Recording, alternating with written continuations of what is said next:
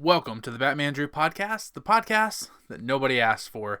In this podcast, we cover your love of video games, television shows, movies, superheroes, and really just anything that sparks your fandom, all brought to you from the perspective of just an everyday dude like me. So, thank you for joining me.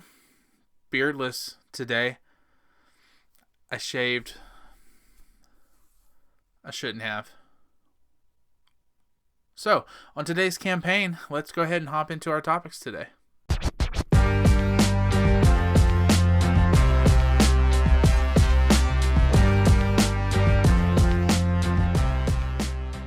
Can we please get a moment of silence for what's inevitably the death of the Xbox?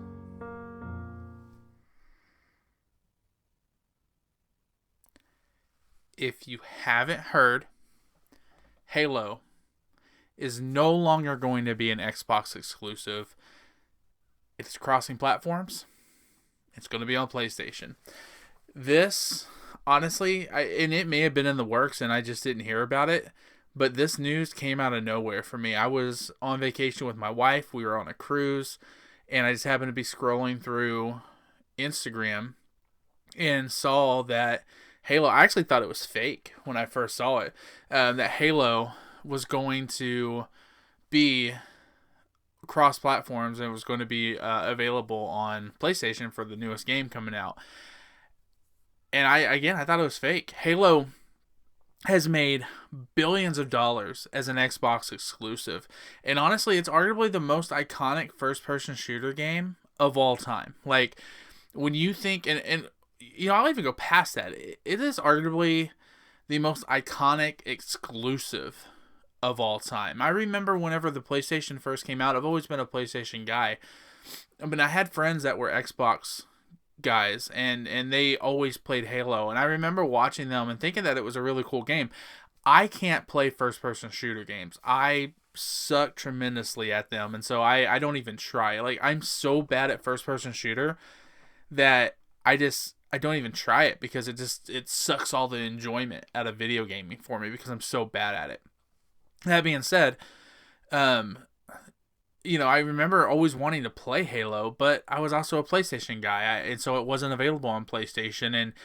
And I don't know if you get the Xbox console and the success it had without Halo. Like, I just don't. I think when you think of exclusivity for video games and what makes it so valuable to a platform, like, look no further than Halo on Xbox. Like, it is the most exclusive, iconic video game of all time, and it's no longer just for Xbox. So with it going cross-platform and no longer being an Xbox exclusive, the question has to be posed, what does that mean for Xbox? And, you know, look, the console wars, I think, were ending a long time ago. I think with the success of the PlayStation 5, and you saw how the Series, you know, X and Series S for the last gen Xbox did, I think you could clearly see that PlayStation was catapulting themselves ahead of the group, right? But I still thought there was a place for Xbox. I own an Xbox as well right now. And one of the things, I made a video about this a couple weeks ago.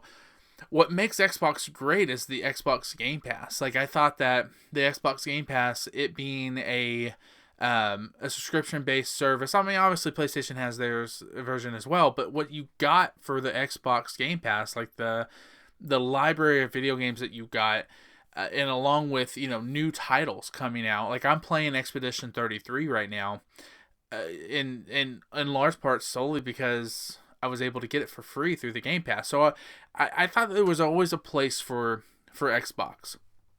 But if it's not going to be able to retain its exclusivity for video games, especially for Halo, I don't know what's left for Xbox to do. And to be honest, I think that at the end of the day, Xbox, I think this is a foreshadowing of things to come for Xbox. It's been rumored already that they may end up going consoleless in their future. Like, they may end up taking a platform like their Xbox Game Pass platform and just scrapping the console altogether and just becoming kind of a subscription-based video game service that you can play on like your PC or maybe even PlayStation or things like that. And I think we're kind of seeing that with the release of the Ally and the Ally X. I think that you're seeing Xbox slowly starting to get away from making consoles, and it makes sense. But I think this is the next evolution of what video games is going to be for us. I think that I think PlayStation for a long time, if not forever, is going to have its place in video gaming. I think Sony is far above anyone else out there, and I don't think it's going to be close, and I think it's going to take a long time before anyone's able to catch up to them. It's certainly not going to be Nintendo. So where does this leave Xbox? And I think if you fast forward the clock 5 years from now, Xbox consoles are out of production.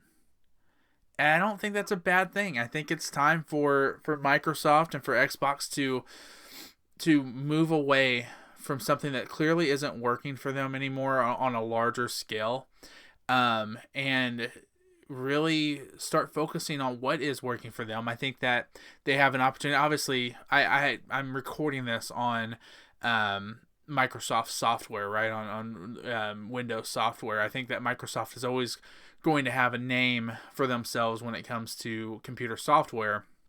Why not take that ingenuity, create yourself what could potentially be your kind of first subscription-based video game service that's not on a platform, and be, because I would love to be. I mean, because when you're talking about the controls for a video game, the Xbox controls and the PlayStation controls are one and the same. They may have different buttons that they call out for what you press on the controller itself, but the controllers are the same. So I think that you're going to see a world where Xbox moves away from making actual consoles and starts getting into the production business for online gaming and an online service with their Game Pass. I think that's how they should go. And I think that's even more evident for the fact that they raised their prices for that subscription service. I think they're realizing that they have something here. They can make more money out of it. I don't think that they raised their price on the subscription service because they were losing money on the subscription service. I don't. I think they're losing money on the consoles. I think we're going to see those go. I think this is the first step. So, aside from that, Halo being on PlayStation, still not going to play it. It's still first-person shooter, and I suck at it. But, I think that it's only a good thing if you're a PlayStation guy, if you can only afford one system, and because they're fucking pricey, and you've always wanted to play Halo, well, here's your chance. So when I first started playing Magic the Gathering, I got into playing because of the Final Fantasy collab. I love Final Fantasy. Never played Magic before, but this got me interested, and I was like, what the hell? Let's give this a shot. Fast forward 5 or 6 months, like, I'm fucking addicted. Like, after I record this, I'm going to play Magic the Gathering. So I love Magic the Gathering. I think it's a great game. But there's a lot of controversy in the world of Magic the Gathering with the Universes Beyond collabs, because a lot of purists don't like the Universes Beyond, or they don't like the rate at which they're coming out. And if you're someone like me who only got into it because of the Universes Beyond, I don't really know any different, right? So I can appreciate other stuff to come. I can appreciate what's already been out. I can appreciate, the game for itself and the 30 years of lore that it has. But the Universes Beyond doesn't really bother me, nor the rate that they're coming out with. But also, again, I don't know any different. I joined like almost at the peak with the Final Fantasy collab, right? Avatar is about to release, and I have zero interest. It's not that I don't really like Avatar, because I think it's a fine franchise, but I'm not going to buy any of the cards. So I think that really when you're looking at that kind of stuff, what it boils down to is that if it's not into you, if you don't like it, then don't buy it, right? But one of the things that I found interesting with Magic the Gathering is that they had this branch called Secret Lair that really started out kind of as like an exclusive club. I'm sure, like the name suggests that it was something that like that they would only come. It would be like limited edition product that they would come out with, and that they would be able to sell a little bit to the public. But I don't think whenever it first started coming out, sure, you would sell out a product. I mean, you're always going to sell out a product if it's good anyways. But I don't think that the fan base was near as vast as it is now. So fast forward the last few months, you've had all these different collabs come out, Universes Beyond collabs come out. So Final Fantasy, you have Spider-Man, which I know for a lot of people was a buzz, but I really enjoy the Spider-Man cards. You have Teenage Mutant Ninja Turtles coming out. You have Star Trek coming out late next year, which I'm actually pretty excited about. So you have a lot of these Universes Beyond collabs that continue to expand the Magic universe. And Secret Lair this week just dropped the PlayStation collab, where they had cards for Ghost of Tsushima. They had cards for The Last of Us, for Horizon Zero Dawn, for Uncharted, and for God of War. And I was stupid excited for this collab because I'm a gamer. Like, this was... I wasn't as excited for it as I was Final Fantasy, but I was more excited for it in ways because now I actually play Magic, right? So when it came to this collab, I was super prepared. I was excited. I was ready for it.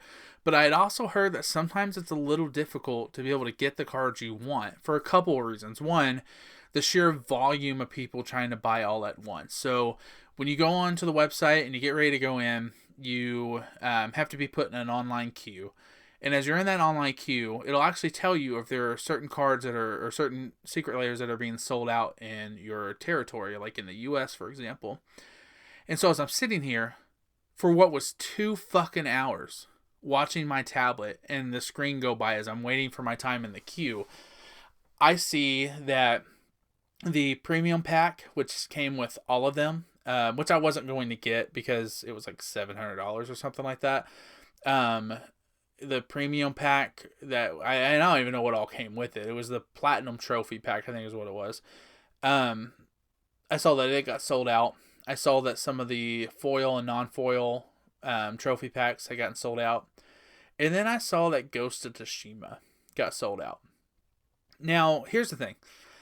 If I was going to choose, going down in an order of which ones I would prefer, Ghost of Tsushima would have been last. Not because I don't like Ghost of Tsushima. It's actually the exact opposite. I love Ghost of Tsushima. I thought it was a fantastic game, and shame on me because I didn't play it until only a few months ago.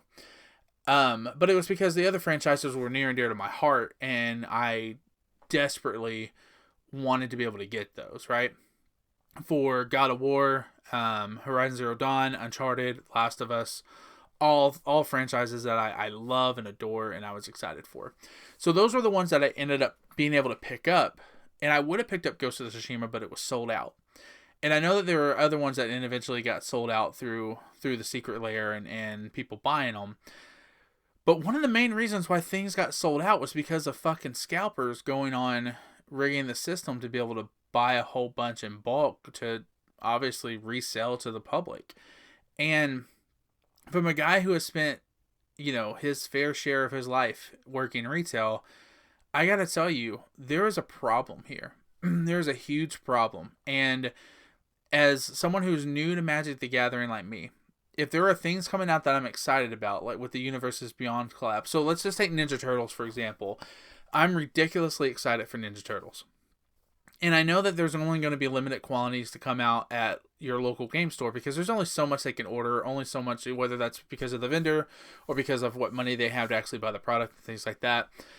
But when you're talking about these scalpers who go out and buy in bulk so that they can resell this stuff, on one hand, I can understand the hustle because there's money to be made there, so why wouldn't you try to make it? But on the other hand, there are way too often that stores aren't doing anything, including Wizards of the Coast, to be able to prevent this from happening. And as you continue to gather new players like me, if it becomes too expensive, or too difficult to be able to continue to collect the cards in these Universes Beyond sets that you're making to be able to try to get people like me to come in and play, I'm going to quit playing. I'm going to quit playing. It's just as simple as that, right? You have an opportunity here to be able to capitalize on the phenomenon that was Final Fantasy for Magic the Gathering. That collaboration hit a fucking home run. And here you are trying to continue to, promote your game, continue to come out with more collabs to get more people interested, to be able to sell more and things like that. And it's working. Like, I bought several of these secret layers, the ones I could get a hold of anyways. But if it starts becoming too difficult or too overpriced for me to be able to do those things, I'm going to stop playing. And a lot of people are going to stop playing. The limited quantity of the secret layers is an old, archaic system that's got to go away. Like you've got to change that brand model. I'm sure there's going to be people who see this video and disagree with me wholeheartedly, and that's fine. But I'm not going to tell you that you're wrong. But I'm just telling you from a sales point of view, if you have something that's working and you limit the amount of product you're going to make available to the public who is wanting to buy that from you, and you tackle that on top of people who are buying it in bulk so they can resell it at a higher price point, including local game stores, by the way, then it's going to deter people from buying your product. And the secret layer program, it's broken, and they've got to change it. And I love the things that they do. I really love like the fact that they actually donate. They usually have a secret layer collab that comes out that they'll donate the money to children's charities and things like that.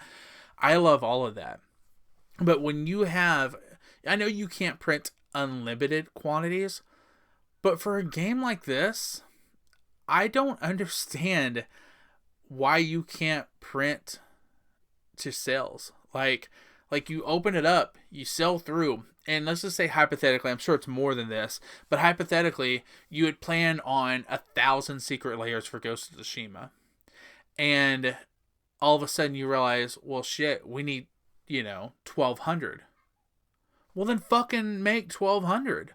Like, I don't understand when you make the product why you're limiting it and allowing for this manipulation in the sales and retail of your product.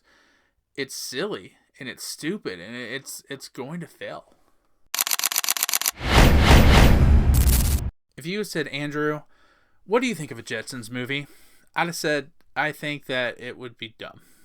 But then when you attach potentially Jim Carrey to play George Jetson, I was all in. Thought it was great. Great casting. Loved it. Hope it happens. Well, Jim Carrey went from one opposite to the other, where now his name is attached to starring as Freddy Krueger in a new Nightmare on Elm Street.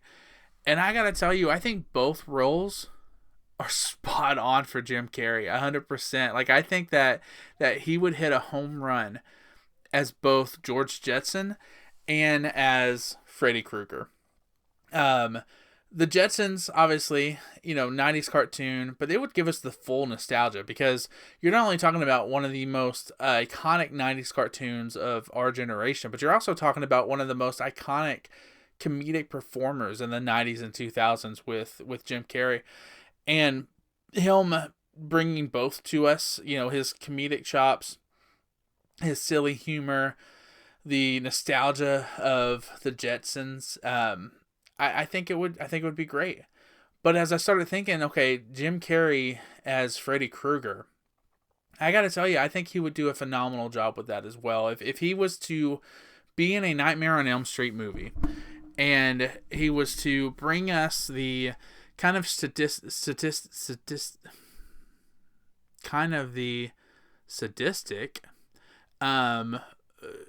portrayal that he gave us. If you ever saw the movie The Number 23, it wasn't a great movie. It really wasn't. But his performance in that movie was really good. And it was the first movie that I remember watching Jim Carrey and thinking to myself, like, this isn't just the Dumb and Dumber Jim Carrey. This isn't just the Mask or the Ace Ventura Jim Carrey. Like, this dude can really do some fun stuff.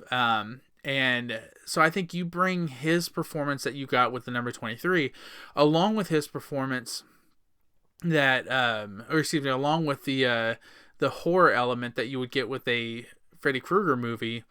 I think Jim Carrey would be great for it. I think between his comedic chops that he could bring, because if you remember the first Nightmare on Elm Street movie, the movie wasn't just all slasher. Like, there was a lot of corny humor that was in that movie that kind of made it a little bit fun, especially in the vein of the fact that, like, it was a horror movie, right? And you had this killer who came to you in your dreams, and there was a lot of kind of wacky elements that you could add there. I think Jim Carrey could bring some of that to this movie.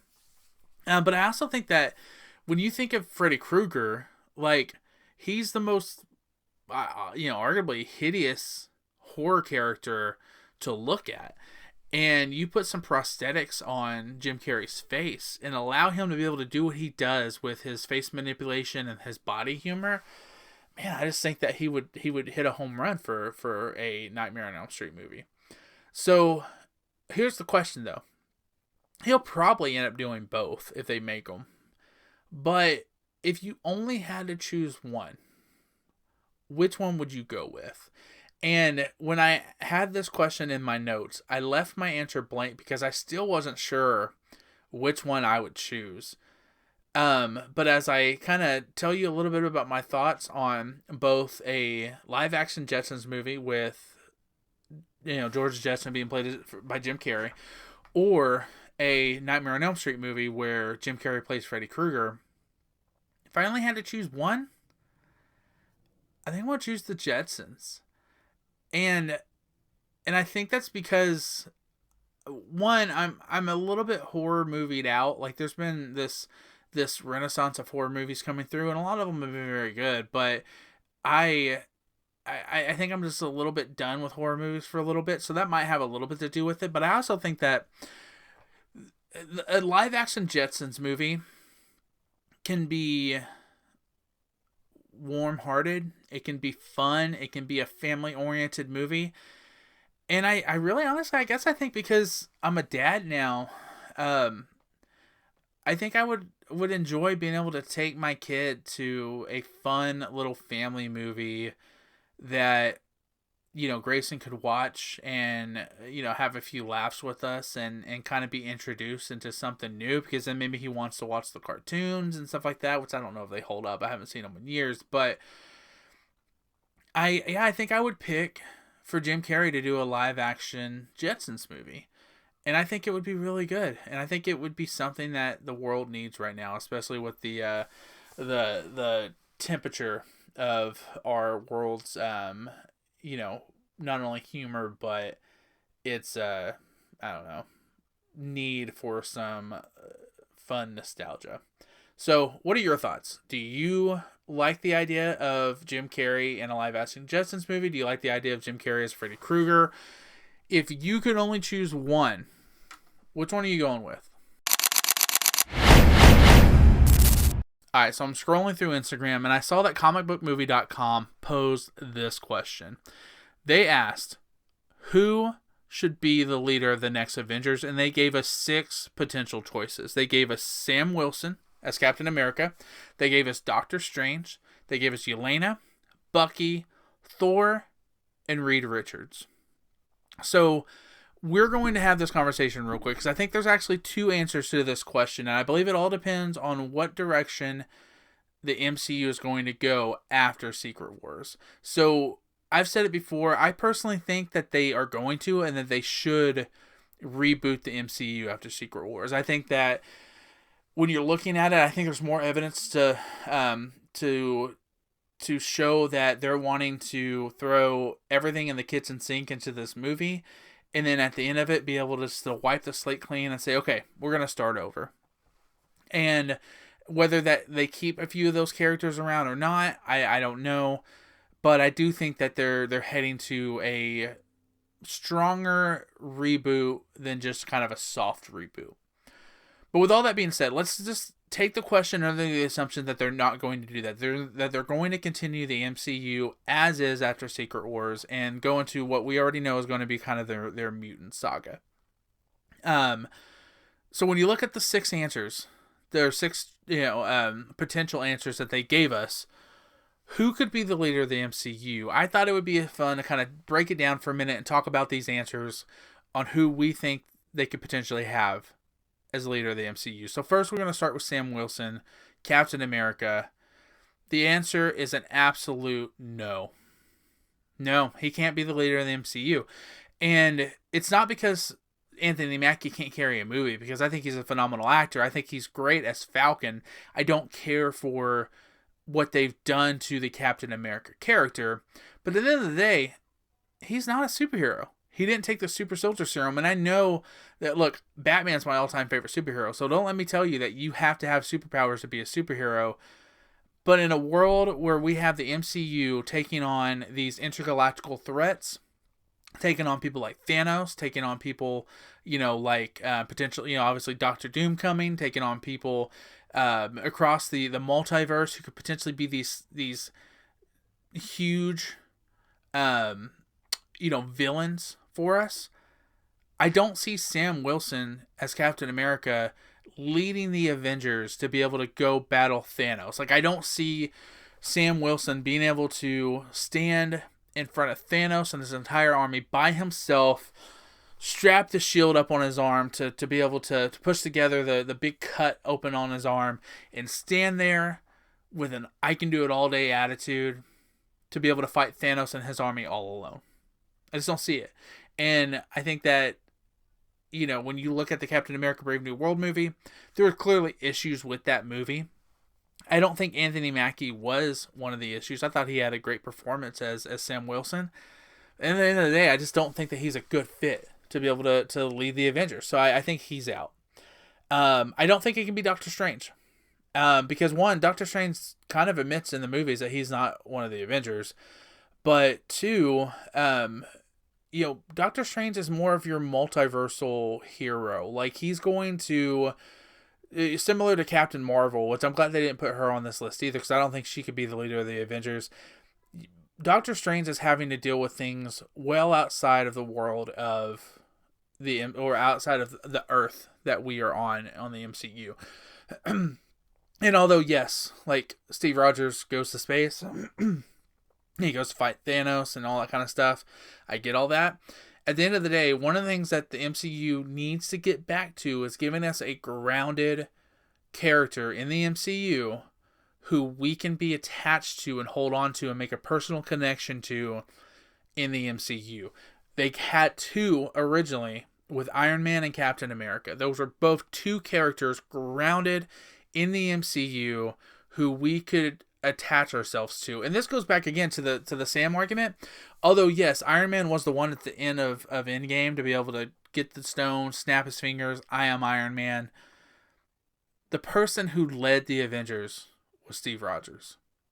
And when you go back to not being able to have those superpowers, I think that kind of shows you, and we needed to have Iron Man have his suit of armor with only one possible outcome from Doctor Strange's point of view to be able to, win that battle against Thanos. I think you have to have someone, again, grounded into our world. And I don't know if Doctor Strange is that person, because, again, the multiversal element, I think that he is a great character. He's a great, contributor to, the team. I just don't think he has it to be able to lead the MCU. So then that brings us to Yelena and Bucky.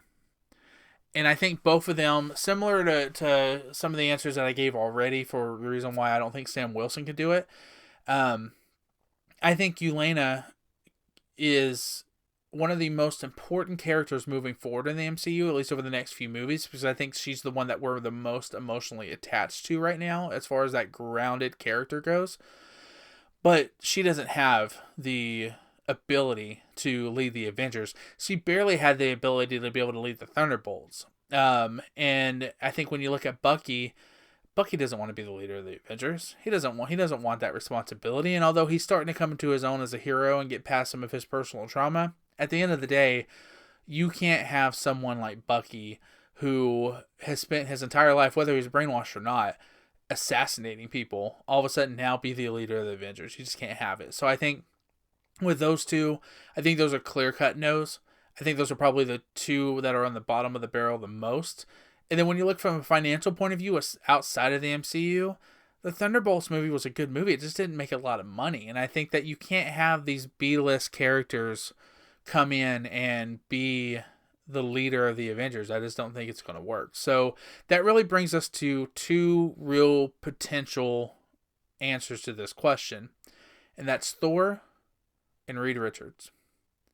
And I got to tell you, I think that when you're looking at, who could potentially be the leader of the Avengers, I think that you need someone who is more than just muscle. And I think Reed Richards gives you that over Thor. I think you need someone who, can show some true leadership, and the audience would want to follow if given that opportunity. And I think Reed over Thor gives us that. I think you saw that in the Fantastic Four movie. I think that one of the things that really worked for Fantastic Four was Reed's portrayal as a father, and kind of the realization that, like, he's more than just a smart mind, right? He's more than just the superpowers. He's more than just the world's answer to every question. He's a dad, right? And I think that brings a lot of humanity to him that I don't think we get with Thor. And also similar to the same answer I gave with Doctor Strange, Thor has more intergalactic elements to be able to worry about, right? He has way more going on as the former Guardian of Asgard. Like I think that he's not going to be grounded in this earth enough to be able to give us the leader of the Avengers that we need. And I also think that you need someone who can take the MCU and move it into its next phase. And if you're not going to reboot the MCU and you're not going to start over and start from scratch, I don't know if going back to Thor and leading the Avengers is the route you go. I think if you're going to commit to new characters, I think you've got to commit to Reed Richards being the leader for those new characters, pushing the MCU forward. So I think out of the 6 possible answers that that comicbook.com gave us, Reed Richards, I think it's clear the best option out of those 6 to be able to lead the Avengers. But I did tell you that I thought there were 2 answers to this question depending on the route that the MCU wants to go. And so my answer to this question wasn't on the list of 6 characters. My answer to this question is Steve Rogers as Captain America. You need to bring back Steve Rogers. Now, like I said, if you're going to push the MCU forward with Thor, I don't think it works, because I don't think that you go back to someone. But I think Steve Rogers is that clear exception. I think Steve Rogers is the one who can lead the MCU. And I think that if you're going to take anything out of the multiverse, bring Steve Rogers back to the MCU to lead the MCU moving forward. I think you got to. Alright guys, that's our show for today. Listen, if you hung around and you checked out the podcast this far, I just got to tell you, thank you. Like, it honestly means a lot to me that people would listen to my content. It means a lot to me that you would take the time out of your day to make my content a part of your day, because I know our days are full, we're busy, we got a lot going on, and the fact that you prioritize this podcast to listen to, it means the world to me. So just remember to like and subscribe and all the other fun stuff to be able to help us grow our community, especially sharing our content. That really goes a long way to be able to help build our community here. And I just want to say thank you. Thank you for listening. Thank you for being a part of it. And I would just love for a little bit of engagement. Just let me know what you thought in the comments. And I'd love to be able to continue the conversation with you. So until next time, I'll catch you guys at the same Batmandrew time on the same Batmandrew channel. Thanks, guys.